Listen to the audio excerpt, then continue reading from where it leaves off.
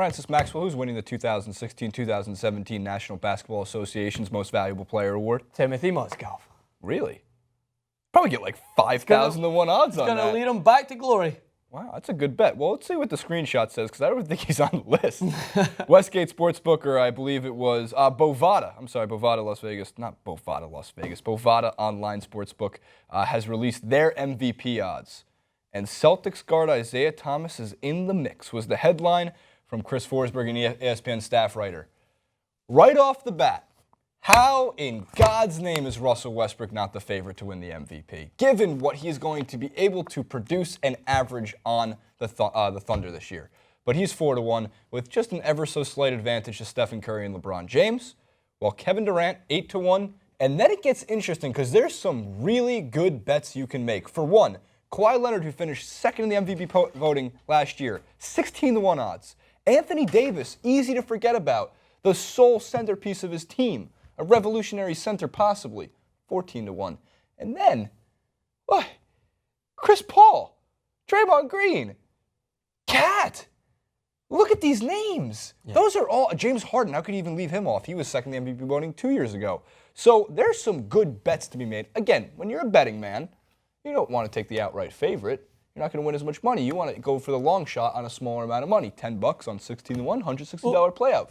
Free lunch from Francis Maxwell. I love a good outside bet, but the thing that I get confused about, I mean, Russ is a good one, but I don't know if I agree that he should be favourite. So the only reason I say that is because, dude, he's get close to averaging a triple-double. True, but when the difference is, right, Steph Curry, you could make the argument now that with Kevin Durant coming in, he might not get as much shooting time. He might not get the It's not the shooting time, but how are they going to, it's a scoring award for the most part. How are they going to score 30 points a game, one single player? It's more like they're all going to average like 22 points, which is terrifying. But the only thing that I worry about is that taking out Kevin Durant in that team, it's not like Kevin Durant just suffocates Russell Westbrook to the point that Westbrook can't put up good numbers, because he still had the potential to put up those good numbers. Once it got to the postseason, that's when Russell Westbrook really started coming into his own and putting up those numbers. So my argument is, taking away a Kevin Durant's going to allow for Russell Westbrook to come into his own, to be that leader, to get the triple doubles and a ridiculous amount, 60%. But you need to at least bring someone in order to feed that system, in order to allow for him to maintain that level of quality, because it's no good if OKC finish 6th in the standings. No, it's not, but he does have Oladipo, which makes for I think that was a good trade in. And Steven Adams, who knows if he can play like he did in the playoffs last year. You have a dynamic defensive the only difference is big three.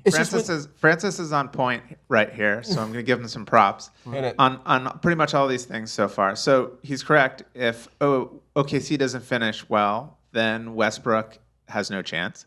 He's also right that having Kevin Durant on the Warriors means all of their numbers are going to be much less gaudy, which means all of them are going to have a much worse chance to win this. The other thing which you guys didn't bring up is LeBron's getting old and he's going to start sitting. He's going to sit a bunch of games next year, which is also going to make it hard. So this is actually much wider open. Well, that's why some of those bets. But there's one thing. Oklahoma City Thunder could finish last place in the Western Conference. If Russell Westbrook averages a triple-double, there's your unanimous MVP. No, I don't agree. I don't think he gets the MVP if they don't finish 5th or above. That's undoubtedly false. If they make the playoffs and he averages a triple-double, the first to ever do it since Oscar Robertson, an unbelievable record that's never been touched, he's going to be the MVP by a mile. What if D'Angelo Russell finishes with a triple-double? Then he would be the MVP. He wouldn't be the MVP. Yes, he would. If you average a triple-double through the season, numbers that we've never seen in 35 years of basketball, who the fuck are you going to give it to? Steph Curry because he averaged 22 on a better team?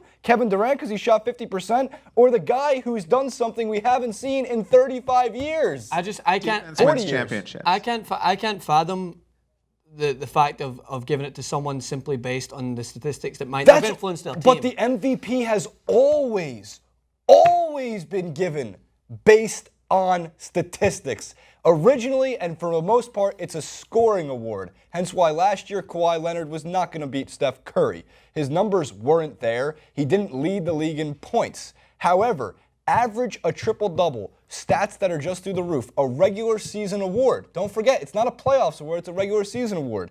Look through the histories. You average a triple-double, and I can promise you this, if it's 25 points, 10 assists, and 9.9 rebounds, different case. So, if you have those three numbers filled out, you're getting the triple crown of basketball. I'm not saying Guaranteed. I'm not saying stats don't matter. I just think your It's all team that has to matters. do fairly well in order to win. Very well is the playoffs, though. But the reason you make the 8 seed or higher as the Thunder, and you have a triple-double, which means you have done something that we have not seen only once in NBA history. How could you give it to somebody else? But that's a good point. But the thing is, with a Russell Westbrook and averaging a triple-double, there's only so much of that you can do individually. You can average a triple-double in terms of your scoring, right? That's one part of your triple-double. But you have to assist fellow players in your league fellow players in your team in order to go forward and execute. But you're also talking about a guy, I know without Kevin Durant, it's going to be interesting to see where those assist numbers are, but a guy who, through the second half of last season, was averaging close to 5 assists in the first quarter per game. Per game. I think that if it's interesting, taking away such a vital piece of that team, I don't think it's just as easy as Russell Westbrook steps in and now he's got all this playing field, because I don't believe that it was simply a case of Kevin Durant was suffocating Westbrook in order to not reach his potential. Do I have to bring up the numbers when Kevin Durant was out for the last 27 games of the season and he averaged what? It was exactly not a triple-double, but over 20 points, over 9 assists, and over 9 rebounds. Without Kevin Durant on the floor 2 years ago, and you have a better version of Westbrook, a less turnover-prone Westbrook. But they didn't. But they also didn't make the playoffs. No, if they don't make the playoffs, he's probably not going to get the award. Remember when Durant went down and Westbrook stepped up? They didn't make the playoffs. Okay. He says if he finishes if they finish 15th in the Western Conference and he averages a triple-double. All I'm saying is like this is. If they make here's the statement. If they make the playoffs, that's a 8th different seed case. or higher, and he averages a triple-double, That's it a would be different the case. greatest robbery in the history of all sports, world and internationally in the history. The only way around that is someone would have to average a Kobe-esque 35.5 points. Oh, but wait, what happened when Kobe averaged 35.5 points and shot over 50% from the field? They gave it to Steve Nash. So you can't even give it to the guy who scores a ton of points. It's just not how the MVP voters work. I don't know who you're arguing with. I feel like you're arguing yourself. You made the statement that if you finish bottom, no, and we just not bottom, stay. 8 seed or higher. You make the playoffs. Now you made that I said it before too. No, if you you make didn't. the playoffs. You said if he finished bottom, you better believe your exact words. It's an exaggeration. Well, I thought you were being serious. It's an exaggeration for 15. So if they conviction. make the playoffs. Yes, that makes sense. That's not a drastic thing. That's them making the playoffs with a lesser team. That's them. That's 8 seed or higher. But they're going to make the playoffs. okay, but I don't know that for the playoffs. sure. I think that's a little bit bold of a statement, considering that this guy who they've let go to strengthen a team which is in their conference, as well as the fact that a lot of teams in that conference have strengthened as well. We just did a full clip on how teams in this conference are getting stronger. That's true. I don't think it's as bold to say that they could come in and finish that way. If you said at the start, if I didn't hear it and you said they make the playoffs, Russell Westbrook averages a triple-double, I'm going to Vegas with you, and I'm betting it. It's fine. It's not just that if they make the Sold. playoffs and he has a triple-double, it's the back-to-back unanimous MVPs. You had Steph Curry last year, you're going to have Russell Westbrook this year. I think that's a valid statement. You can't break records like that and do something that hasn't been done since, is Oscar Robertson in the 60s or 70s? 60s. The 60s. He's the old. 60s. Yeah. Something that hasn't been done since our parents were our age. Nope. Maybe. I don't know. My dad was born in 56, so we'll go from there. Since my dad was getting bar mitzvahed, you can't break records like that. You can't and not get the most valuable player, especially because it's a regular season award. That is always based on numbers. It's entirely based on numbers. But I think those numbers are. I think those numbers are wiped away if you finish the lower half in your conference. Are we underestimating how incredibly difficult it is? Look at the triple-double leaders, right? I know they're just numbers. Westbrook had, 12 last season? He set the record for, most since, I think, the Oscar Robertson years, right? If you look at it, what's, the second most on that list? 5 triple-doubles a year? LeBron gets, 5 or 6 with, oh, my God, a triple-double. You finish 8th seed or higher. You can finish below 500, make the 8th seed, technically. It's a possibility. And you average a triple-double, you have a unanimous MVP. Do you know what I think is a better bet this year? And it's a very similar reason as to why you think Westbrook could go on and do it. I'm not saying he couldn't if they finish in the playoffs.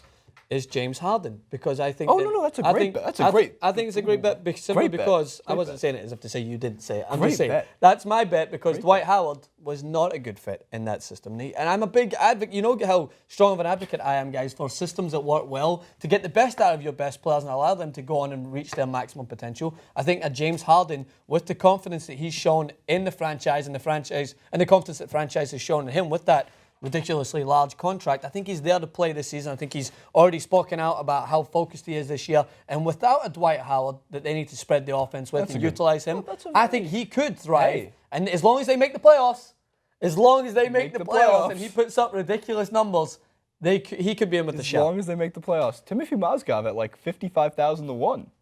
That was my first bet. You know? But again, How's Blake higher than Chris Paul? I'm very upset. Yeah, well, Blake, it's very similar. you know what? That's interesting. Scoring Given the fact that the MVP and the writers love Chris Paul.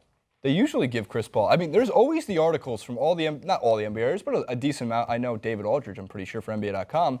Like, why don't we give Chris Paul more love?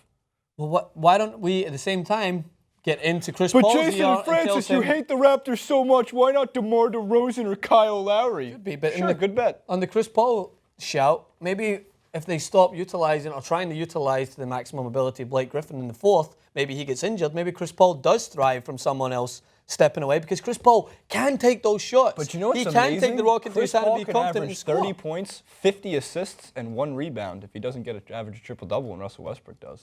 I'm going to give him the MVP award. Actually, you know who's also a legitimate threat to average a triple-double? I know this is insane. Draymond Green. Like 10, 10, and 10. We haven't even mentioned Kevin Durant just going in and clicking with the Golden State Warriors and leading them. Clicking and leading them to. Yeah, what if they give Kevin Durant like 30 shots a game? Then if they just phenomenal all season. sacrifice and they just say, all right, here, KD, feed the monster. So no LeBron, you think, because Dan was mentioning he thinks he's going to sit a lot this year? Voter fatigue's a big thing. What about Kyrie Irving? I love Kyrie Irving. I know you love him. I'm just thinking like. But do you know what he's not going to do? It's his play every Average. majority of games. Someone in the comments section asked me yesterday, like, what do you think he's going to average? I don't think he's going to actually do it, by the way. I think it's incredibly difficult. He's probably get the best chance. But if he does, it's highway robbery. It's highway robbery. Well, you're not going to give Miguel Cabrera the Triple Crown because someone else had a, better fielding percentage? Comment below. Am I crazy? Am I right? Average a triple-double, MVP. Who wins it? Who's the best bet? Timothy Mozgov at Francis Maxwell. Host on Instagram. Jason Back the #91. beard.